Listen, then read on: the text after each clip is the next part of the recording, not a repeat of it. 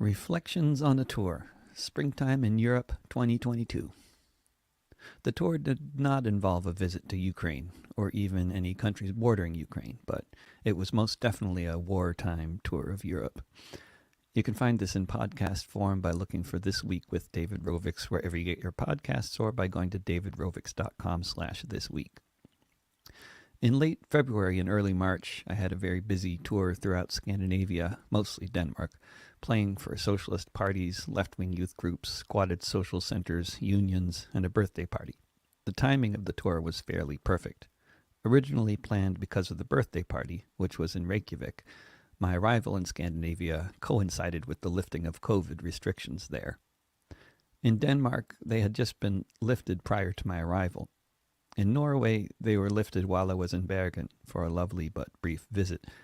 So when I flew there from Copenhagen, everyone was masked.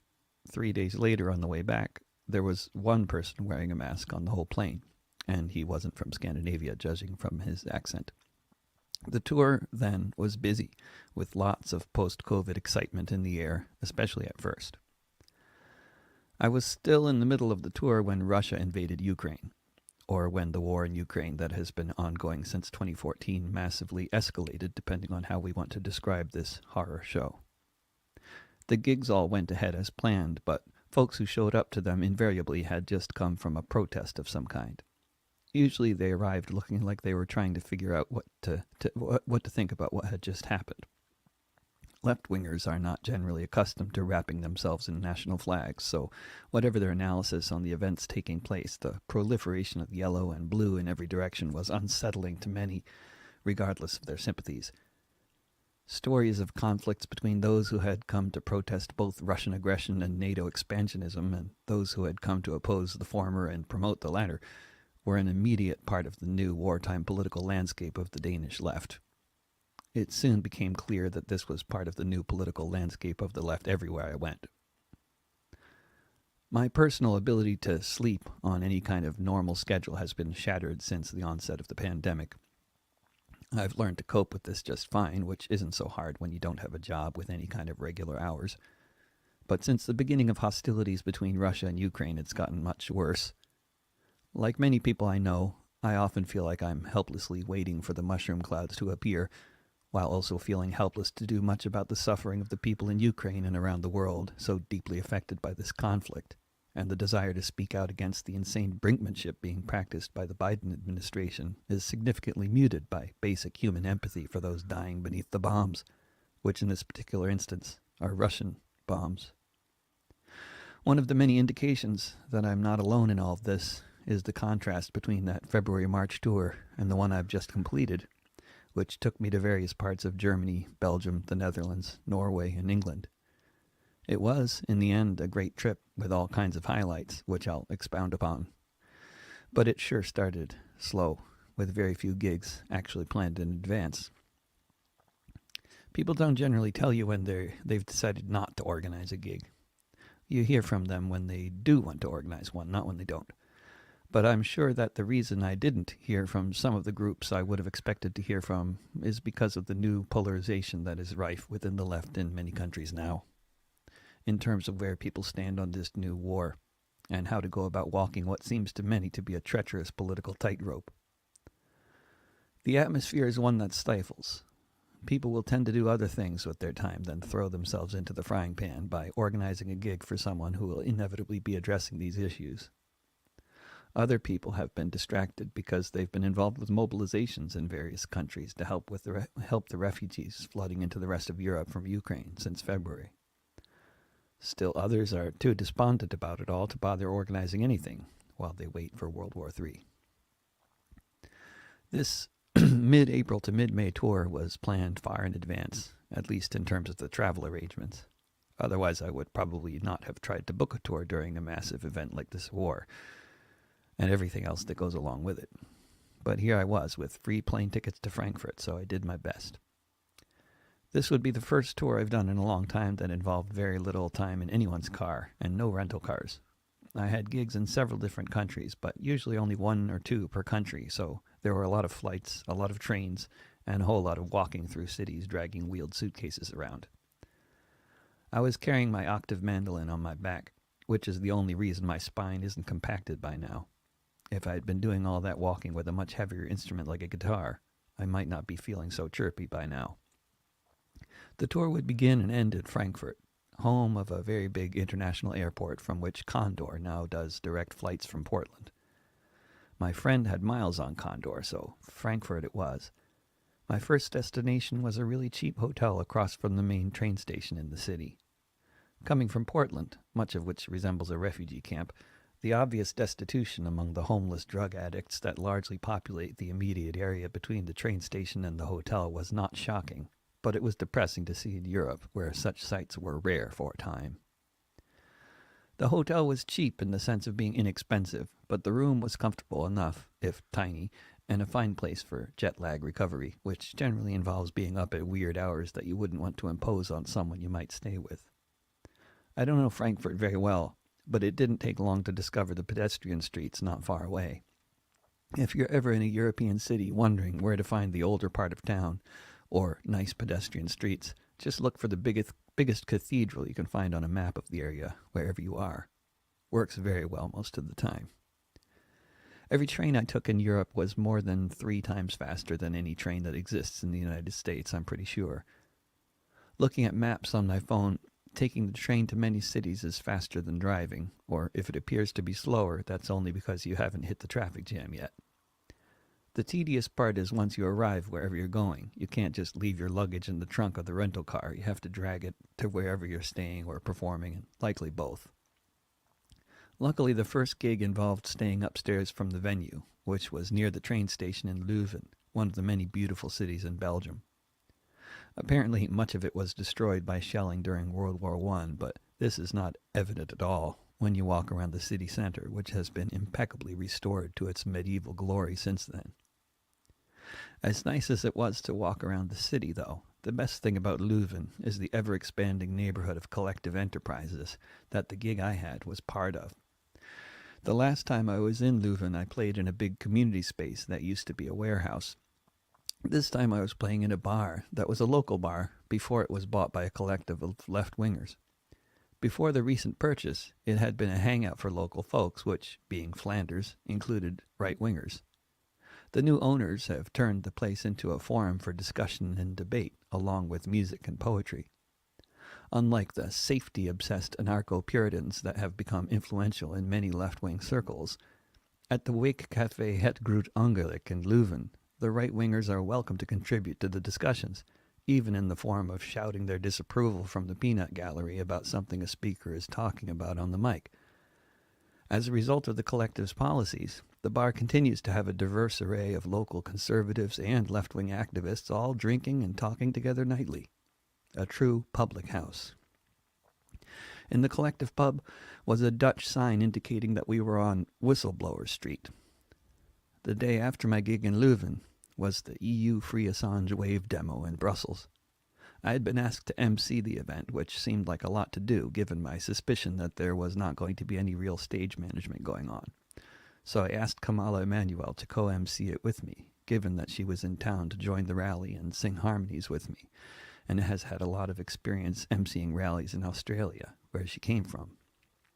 It was all a bit haphazard, with the aforementioned lack of stage management and last-minute speakers being added as well, both of which made everything go on longer than planned and meant eliminating music from the program, namely my second set.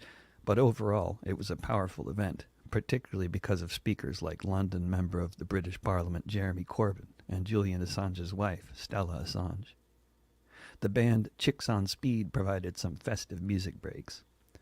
Attendance was not overwhelming, given how much promotional effort had gone into the event, but the stage setup was great, the live stream was excellent, and the several hundred people in attendance took up much of the square and looked like a decent crowd. By my estimation, more than half of the folks who came from different cities came from different cities in Germany, from relatively nearby ones like Cologne to very far-off ones like Munich. My visit to the Netherlands happened to coincide with King's Day there, which I had never witnessed, but which I have now learned involves most every Dutch person in Amsterdam roaming around the streets, getting drunk, participating in community events, and wearing a whole lot of orange. It was a rare case that I can recall when I was walking around Amsterdam and hearing Dutch spoken more than any other language. Whether tourists avoid the place on King's Day or if they were just temporarily outnumbered by locals, I don't know. The one gig I had in the Netherlands had been planned far in advance, and it involved yet more echoes of a man who died a few years ago and is still present in the lives of so many, having provided the musical backdrop for so many Dutch people from the 1960s until a few years ago when he put out his last album, not more than a few months before his untimely demise at the age of 69. I'm talking about Armand, and a mutual friend of his and mine, Peter Bruun, who just published a book about a venue in the beautiful city of Haarlem that was central to the Dutch folk revival in the 1960s and 70s, De Waag. Armand and I played there, in my case much more recently than the days of the folk scare, and Peter wanted me to do a set, along with his short presentation about his new book, which he was handing out liberally all evening to various folks who had a role to play in it, whether because they were artists mentioned in the book, titled Troubadour, or because they had heard Joan Baez or Pete Seeger sing in the place. The room was packed to the gills, hot, sweaty, just like the old days.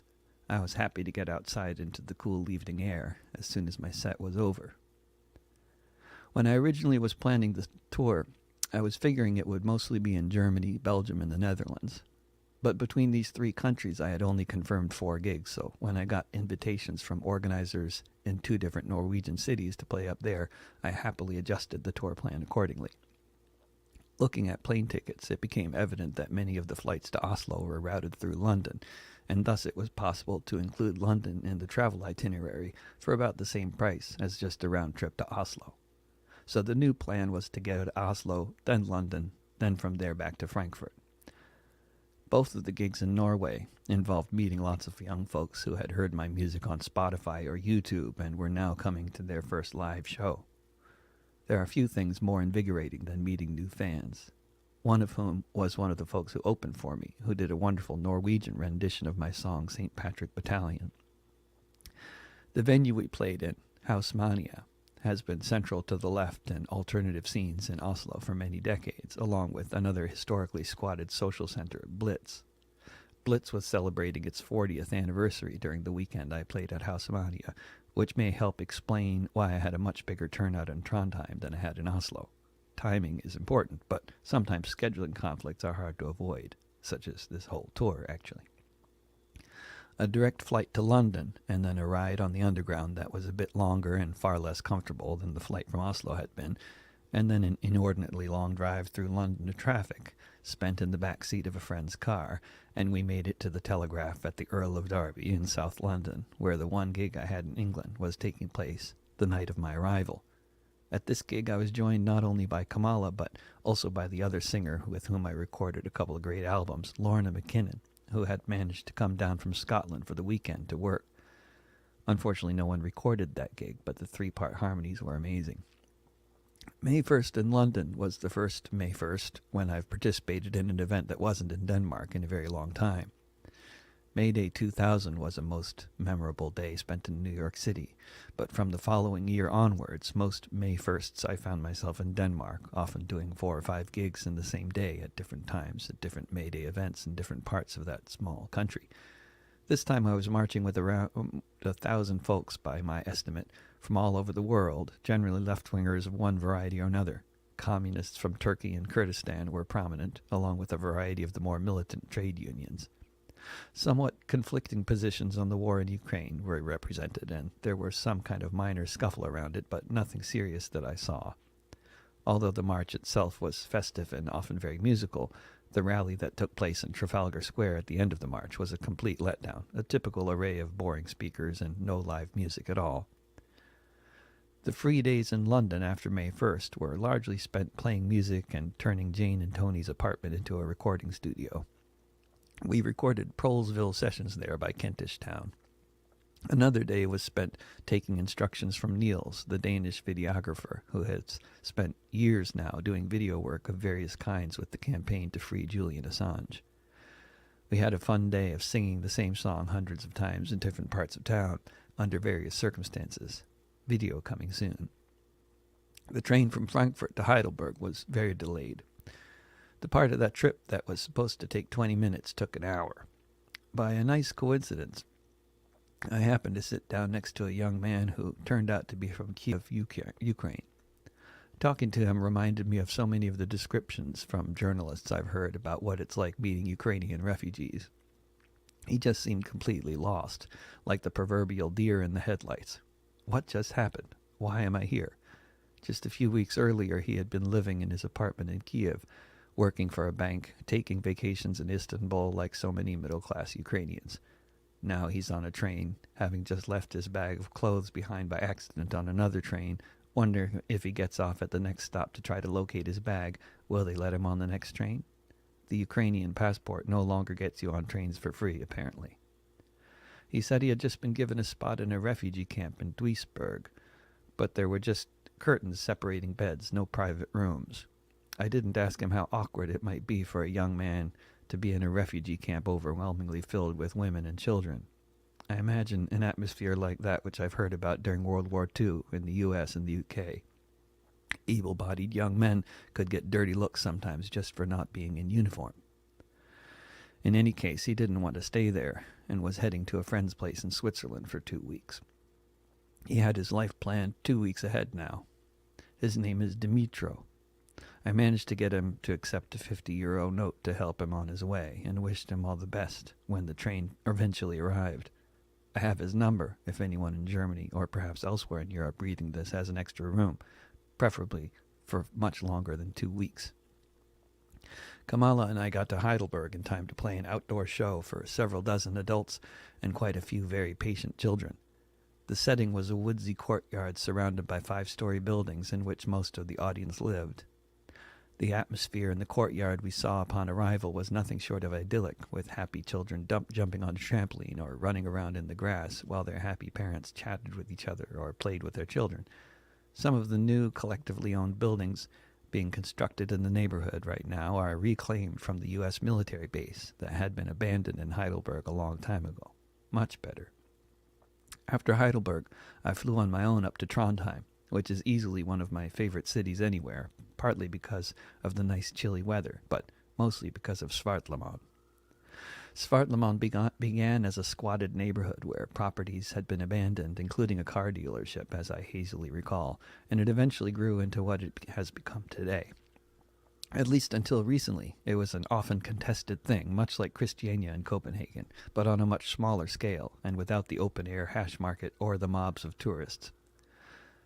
As in Christiania, many of the houses are very improvised constructions and very colorful, works of art as much as living spaces. Other buildings clearly were once used for purposes other than living spaces, but have been creatively converted into housing. During the day, the preschool is where the action is at, and also the noise that can most easily be heard in the neighborhood during the daytime, along with the trampoline that has been recently set up not far away from the preschool. At night, the center of gravity shifts to the restaurant and bar 20 meters down the road, the ramp, or to an outdoor gathering of adults in the same area as the trampoline, which often turns into a multi-generational party where the kids jump and the adults do other things. UFA, Trondheim's premier punk rock social center, located about a 5-minute walk from the edge of Svartlamoen, was crowded with all kinds of folks, including a bunch of the usual studded punks, as well as a table full of clean-cut Maoists, folks associated with Svartlamoen's anarchist bookshop, and a whole bunch of other people of mysterious origin. Bjorn Hugo had done a lot of postering and other promotional efforts for the gig, as he has reliably been doing since I met him 17 years ago, but no one seemed to know where many of the young people came from. Bjorn Hugo strategically waited until after my concert at UFA to start promoting the rally he was organizing for Tuesday in solidarity with Julian Assange. Perhaps starting the promotion sooner would have been good, but it was great to see someone taking the initiative to organize a rally just because I was in town with a few days free. We had around 70 people, unless you go with Bjorn Hugo's estimate of 100. Most of my time in Trondheim was spent in Svartlamoen, playing music with folks who lived there or who lived nearby, particularly Yen Yen and her gozheng, which they call the Chinese harp, which I discovered while jamming with her is really well suited for improvising an F-sharp pentatonic. The community is full of artists and musicians who actively make art and music rather than just talk about it. Oftentimes, they weren't stopping to eat lunch, so lunch became a meal that you generally didn't eat until 4 p.m., which works well in Svartlaman, since that's when the ramp opens. As I sat down on the plane, headed to Portland, I still smelled like a Svartlaman bonfire. I had a row of seats to myself in my free premium economy seat, so I doubt anybody minded. As I was getting on the plane, I noticed a woman with a Ukrainian passport checking in. The Ukrainians can fly direct to the U.S. now, unlike all the other refugees, languishing in overcrowded church-run tent camps in Tijuana, getting kidnapped and shot by narcos. Nice to see someone getting a welcome of some kind from these white supremacist states of America, though, whether blonde or not. The blonde refugees are refugees too, and I feel for those who are coming to join the many Ukrainians attempting to survive in the ever-gentrifying city of Portland. The rich ones do well anyway. I don't know what this woman's situation was, but as a U.S. citizen, I got through immigration at PDX faster than most of the passengers, so I was passing by when I heard a woman with what I took to be a Ukrainian accent asking if this was the flight from Frankfurt. Good. The refugee has someone to pick her up at least. We'll go out with a track from the recording Kamala Emanuel and I made in Jane and Tony's apartment in London. If you want to hear the rest of Prolesville Sessions, you can find it at soundcloud.com/DavidRovics. You can also find there a playlist I just put up of 17 songs I've written over the years about mass shootings after Buffalo. There's a pattern here.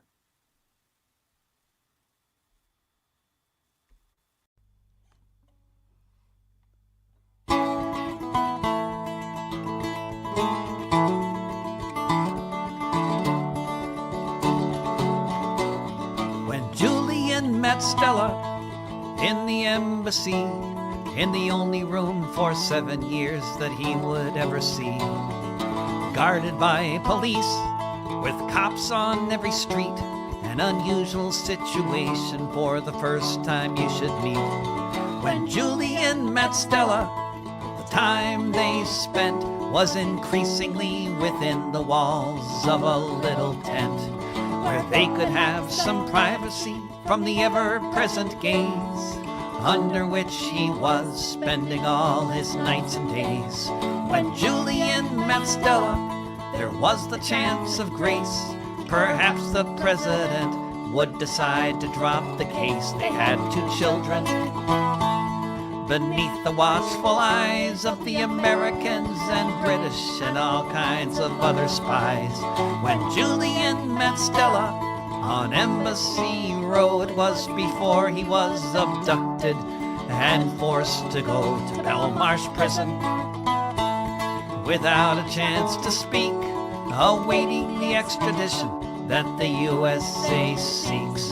When Julian met Stella, the folks at the UN and people all around the world spoke out then.